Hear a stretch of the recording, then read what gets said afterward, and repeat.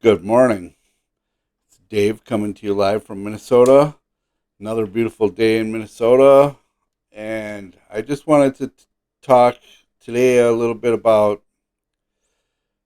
in the year 2000, I was in a pretty bad motorcycle accident and I essentially I hit a tree with my face at 90 miles an hour. And so you'll see this eye right here is droopy a little bit. That's probably where I took all the impact. I'm sure that's where it is. I broke the orbital, and I got damaged pretty good. And anyway, so this morning I was watching a video about near death experience (NDE), and there's Nick, Nick and Tessa Gildoff, I believe their name is, and they had a guest on who had a near death, overdosed on drugs. And so I was watching it, and it kind of brought back some of the memories of my experience. So I'm going to talk today a little bit about my experience with that. I know that there is a book about my experience, kind of, partially my experience and others as well.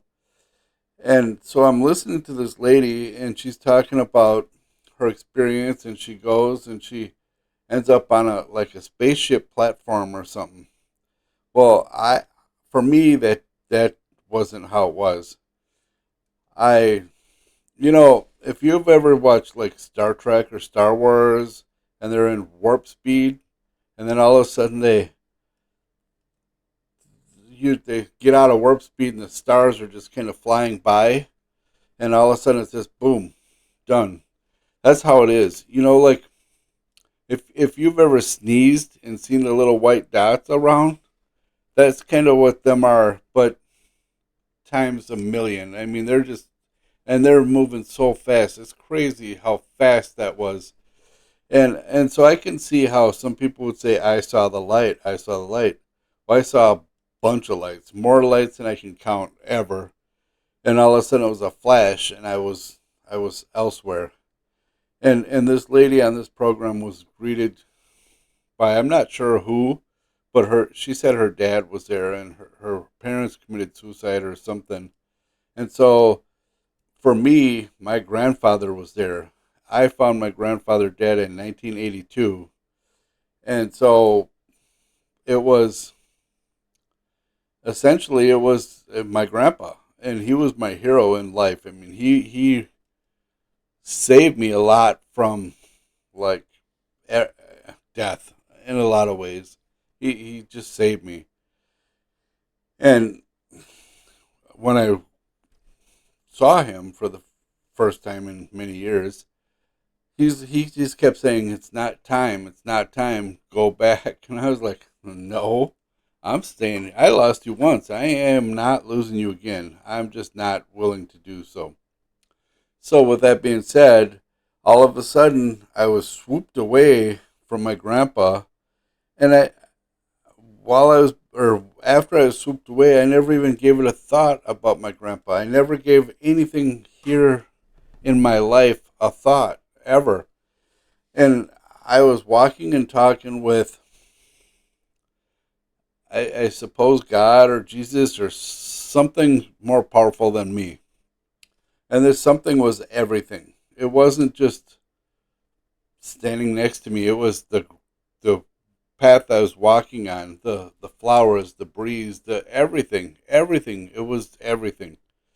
And I was walking and I was talking, and I'm kind of a investigative kind of guy. I like to know, and so I'm just asking questions. What about this and what about that and why and this and that. And this lady on this program this morning talked about in a grocery store and picking boxes and picking lives and stuff like that. And it's true. We when we're born, we our souls are created. We are created with a list of things we must do as who we are. And you know, when I crossed, I believed in one thing, that we're all from the earth and we go back to the earth, ashes to ashes, dust to dust. I believe that. I didn't not believe in God, but I didn't really believe in God. So it was it was just how I believed. Anyway, so back to the story. So I'm walking and talking, and I'm asking all these questions. And one of the questions that I asked, and I heard this in my life, is we use about 10% of our brain in our lifetime. That's what science says, or the world says. And so I said, well, if that's the case, why do we have so much brain? And the answer was, it's not there to hold your ears apart. So, in referring back to the Bible, it talks about we can do anything. We beings can do literally anything. All we have to do is believe. And if you look around in your life, you'll see how easy it is to not believe and how many distractions there are to take us from Jesus and God and the power there. And I'm guilty of it myself. Even after the fact, I'm guilty of it. And so it's it is what it is. It's where we're all at as people.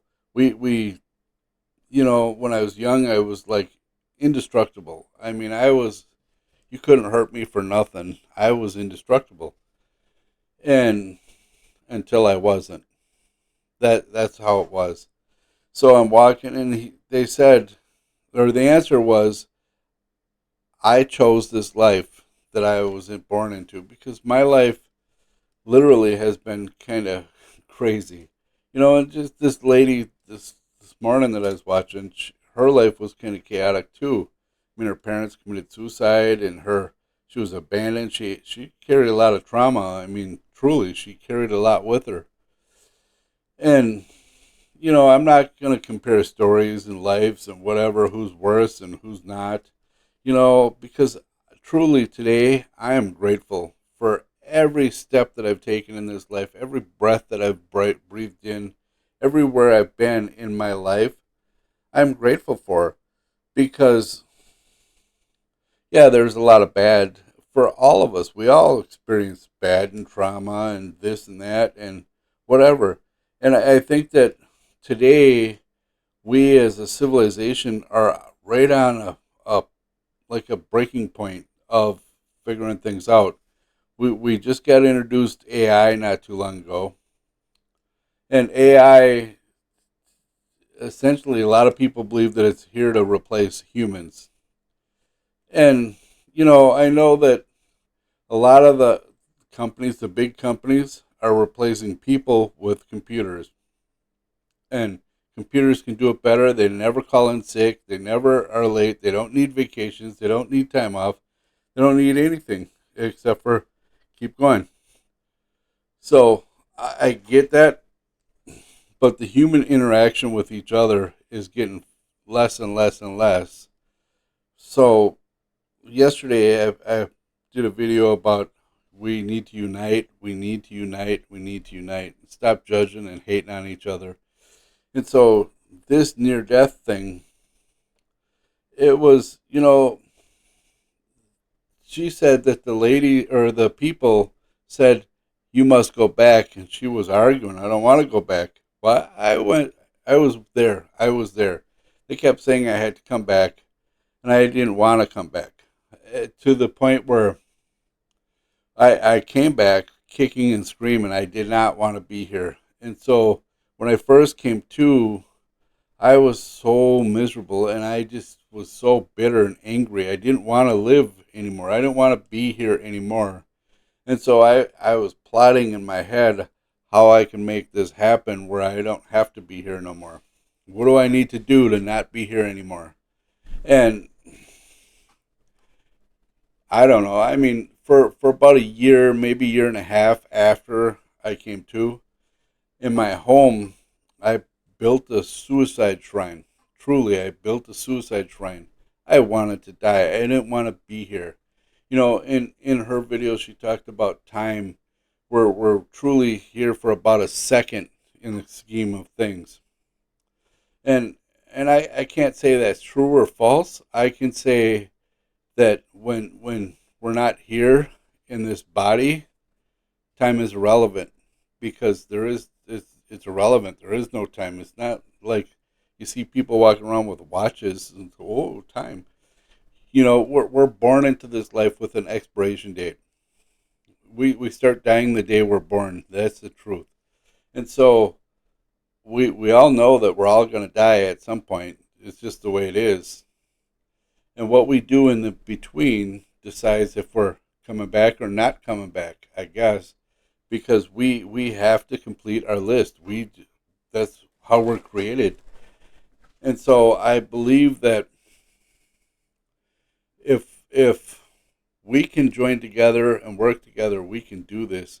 And the whole experience outside, I mean, it's crazy how freeing it is out there, and how nothing really matters here. And everything that's created for us is a distraction. You see the people who seem to always be on the right side of things and get the special treatment and whatever. And that's we all can have that. That's the truth. We can all have anything we want as the truth. But we need to be a we and not a I. And so with Jesus, with God, God created us, so we're descendants of God. So, and I don't know, I was talking to my brother once, not too long ago, and we were talking about God and Jesus and all this stuff, and I said, if God was here, would he be suffering the same way you are? He said, well, no, he would just change it. And I said, well, then why can't you? We can, but if you're trying to do it on your own, good luck. It's hard. And I think that's why, like, the 12-step program has been so successful for almost 100 years, or maybe a little over 100 years. I'm not sure. Anyway, it's been successful because the first word in that program is we. We do together what I can't do alone. And so that's kind of the community that I believe that our superiors want, and our higher powers and God and Jesus. They want us united in everything. If you look around in the world, truly look around in the world and ask yourself, how much of this is here for us to succeed together?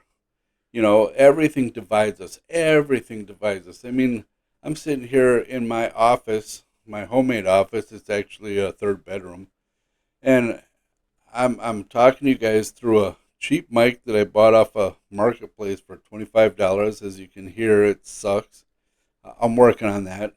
And I'm using my laptop camera because the camcorder I got or the video camera I got is not, it's older stuff, so it won't connect with this stuff, I guess. So I don't have a choice until I upgrade. And that's coming soon. So, but with that being said, I mean, the whole near death. So I came back and I wanted to die. I didn't want to be here. I was so disappointed that I had to come back. I mean, I thought I did it good at 90 miles an hour kissing a tree. And ever since then, nothing has truly made me happy. But I did find my purpose. So I started, when I had my accident, I was an asphalt guy, a road worker, and I was a foreman. And I was making pretty good money. I was doing pretty good for myself. And I had my accident, and then I wasn't. I mean, I lost my house, I lost my girl, I lost my truck, I lost everything in my life, everything. And it never bothered me to lose anything. Everything here is material, and it doesn't matter anyway. I mean, you buy a car, and you could go buy a Bentley and pay an extreme lot of money. In 10 years' time, it's going to be worth about $2,000. So it doesn't matter. So why have that status? You don't need it. But I understand people are infatuated and want that. And look at me, I got this and I got that. And I am just not that guy. I'm a simple guy with simple ideas and simple thoughts. I don't need anything extra. So I know yesterday I talked about our politicians and how they do it to become rich, and do it for the fame and the glory and the whatever. And at the end of the day, it's just public service, and who they serving? Us.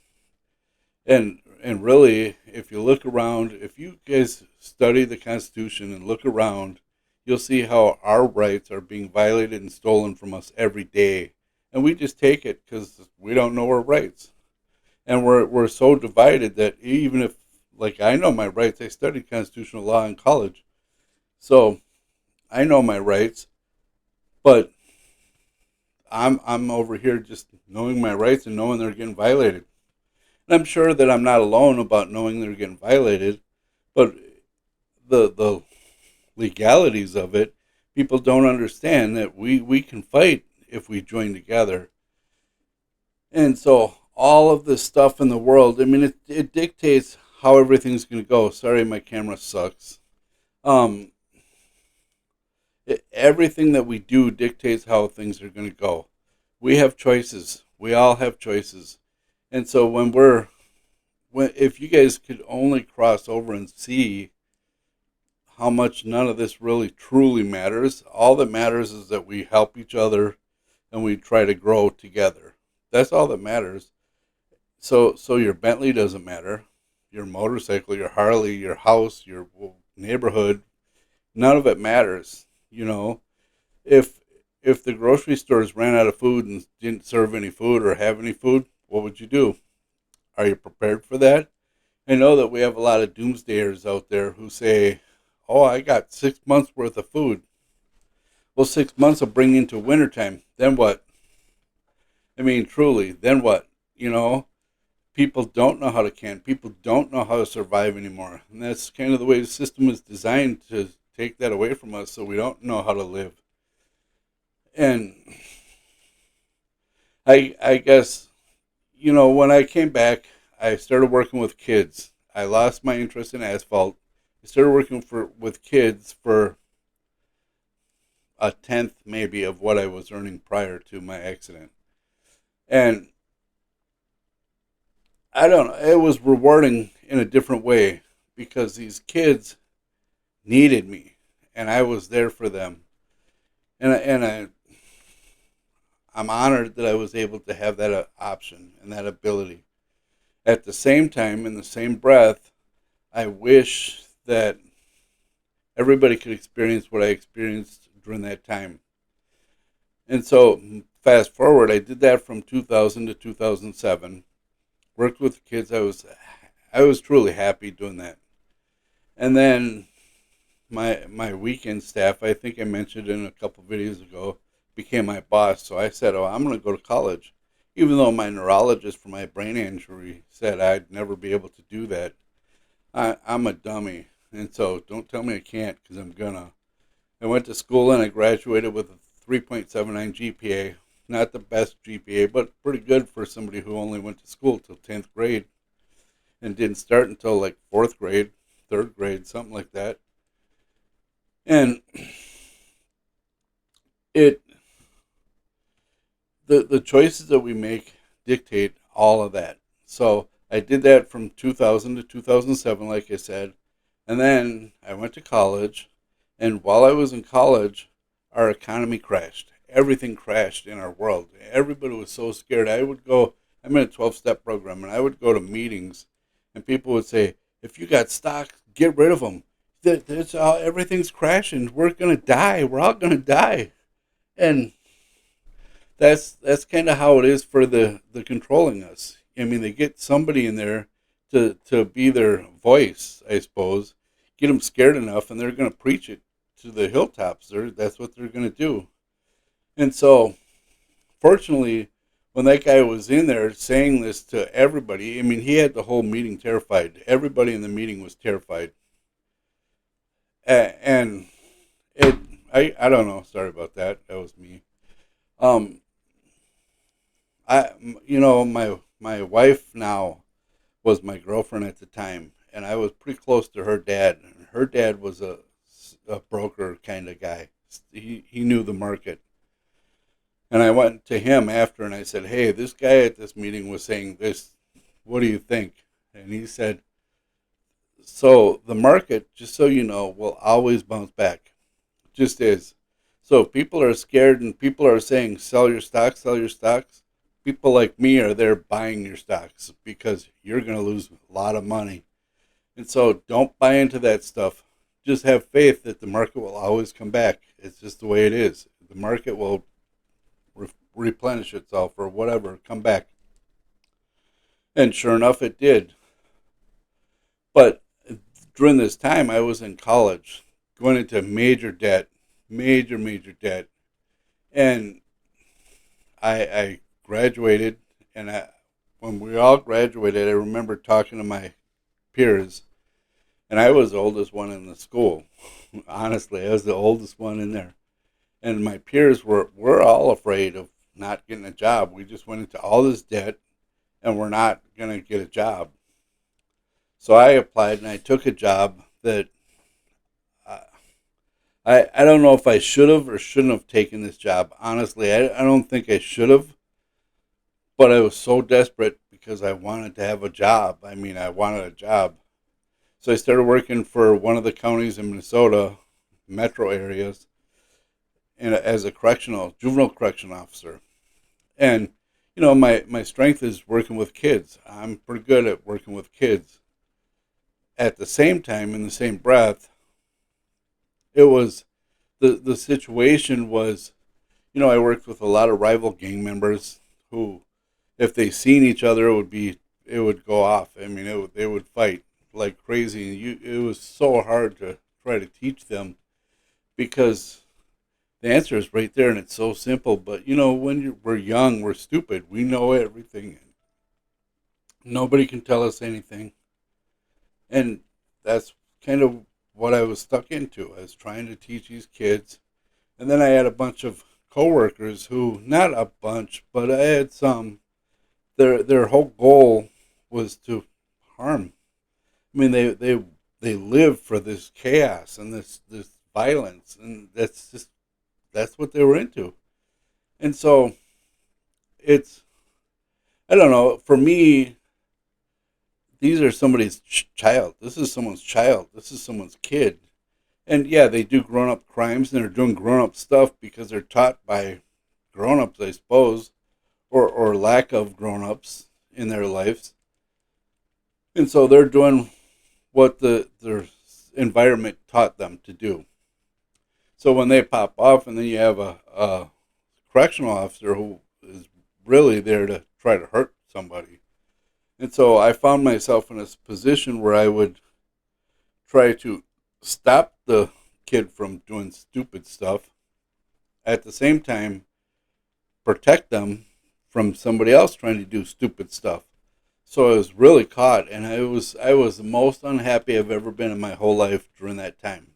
Honestly, that was the worst. I mean, that was worse than when I had my suicide shrine back in the thing. So moving forward, it didn't work for me.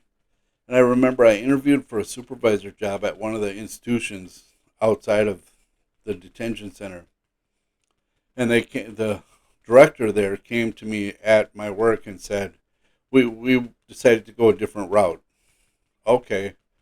So, and I said, "Well, take me over there anyway, because if you don't, I'm just going to leave the county then. I'm out of here." And so she did. She got me over there, and I worked in the sex offender unit, and that was different for me because, I mean, you'd say sit down, and they would sit down. I mean, it was just different for me.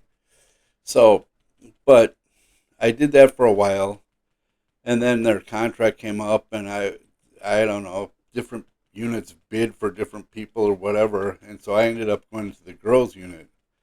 And I didn't. I mean, I have nothing against the girls, but it's just not my strength, you know. I know that I worked there for a couple weeks, and the girls were like, "You've only been here. It feels like you've been here for months." Well, yeah, but it's just I wasn't happy doing that. So I went to overnights for a while, and then I bid another job out of the overnights. And before I got into that position, I had a motorcycle accident, and another one, and I was hurt pretty good. I was laid up for quite a while on that one. And I had to resign. I couldn't physically go back and do that job. There was no way I could do that job again. And so since then, I went back to the place that I worked with the kids the first time after my accident, and there again, it's everything is being run by people who think they know everything, and think they have it in their heart that they're doing the right thing. And I strongly disagree that, these kids need a father. That's really what they need. And it's all being run by women, and the households are being run by women. And nothing against women. I'm not that guy. But I think that fathers are a big part of things too, and they need to be involved. And that's just what I believe, and nobody will ever convince me different. That's just what I believe. There's a man and a woman, and remember, the man came first. So there's the men have a different way of teaching than women do. And now today, you got all these people who, I know some 24-year-olds who have 8 kids with all different people because hit it and quit it. That's what they do. So so here I am, 57 years old, long way away from my accident. It's been 26 years since my first accident, my NDE, and I understand things, and I get wrapped up in things too. I'm human. So I understand that we do have the power to do anything. And I just kind of ignore that a lot and just kind of fall into the cycle of life like everybody else around me. And oh, it's this way. Oh, it's that way. And your words have power. Your words speak louder than what your ears hear, you know. And so it's important that we mind what we say, and just follow through with what we're doing and saying and believing. We need to really truly believe in what we're doing, and everything will be answered. It says in the Bible, ask and you'll receive. Ask what? Because I'm sure a lot of people have probably said, let me win the lottery and spend $2 or $5 or whatever they spend on their lottery ticket and don't win, and then say, see, it doesn't work. Well, guys, check it out. Everything hears that and say, oh, your wish is my command. You won't win ever. And it's not about buying a lottery ticket and winning. That's not what anything is about. It's about creating. What can we create? And how can we create? Look at Elon Musk, for example. He's very passionate about what he does. He designed the electric car. He left them patents open for anybody to do it. So every electric car out there is using Tesla technology because it didn't matter to him. It was about the passion, not the money or that. And I think that's what we all get distracted from. We see the money elsewhere and get drawn to that. How can we get that? I want to get that. I want to follow that path. And then we tend to get on the wrong path to follow something else. A lot of politicians, I believe, have done the same thing. They get in there, and I believe when they're running and campaigning and get in there, they have 100% intentions of doing good. And I believe that for both parties in our system. At the same time, once they're there, they get showered with gifts and lavish lifestyles and whatever, and they forget why they got there in the first place because of this is a distraction. And who suffers? Their constituents. So the best thing to do is to get somebody who's not viable in office, who wants to serve and not get famous from it. And it's so hard. That's such a slippery slope out there because it's real easy to buy into that. Oh, look, I could have this and I could have that and I could security and I can live in a gated community now and I can really I reached it. I've reached the pinnacle of what I've always wanted. And it's all a distraction, you know. And so I guess for me, I just want to live and help. I want to live and help. And so I used to chase money all the time. I used to chase things. I mean, when I had my first accident, there was nothing I could have ever wanted that I didn't have already. There was nothing. I had everything I wanted. I mean, material stuff. I had everything. I had the truck I wanted. I had the girl I wanted. I had the house I wanted. I had the cars that I wanted. I had the toys that I wanted. I had everything, and I lost it all because it's all material things anyway. And it goes back to the universe. So I got it from the universe and I turned it back into the universe. That's just how it goes. So, you know, we come here, we're born into this world with a mission. Find that mission. Everybody find your mission and run with that. And my channel is here to help. And so if you feel you need help in that direction or whatever, let's reach out to me. I will respond 100% to anybody who comments in my stuff. I will respond, and I will do everything I can in my power to help, because that's what I'm here for.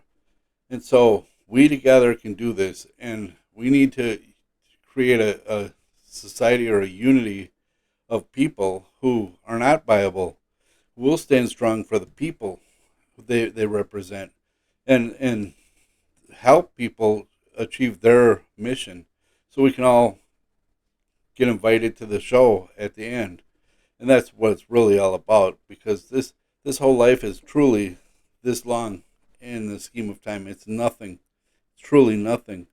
I mean, I'm 57. If I look back at my life, it's flown by. I mean, I never ever thought I'd live this long. Not a million years did I think I'd live this long. Not ever. Yet here I am. And so my choices when I was young dictate how I'm living today. I mean, every time I get up out of the chair, there's a groan here, a groan there. It just sucks, but it is life. So, again, near-death experience. There's a whole environment out there that you have no idea, but it's coming, and we're all going to be there together. And your choices that you do today dictate the answers tomorrow when you get there. And there's no running from it. You can't avoid it. There's nothing you can do. Nothing anybody could do. So make peace with God. Make peace with Jesus. That's just the way it is. And with that being said, I'll get more into the near-death thing.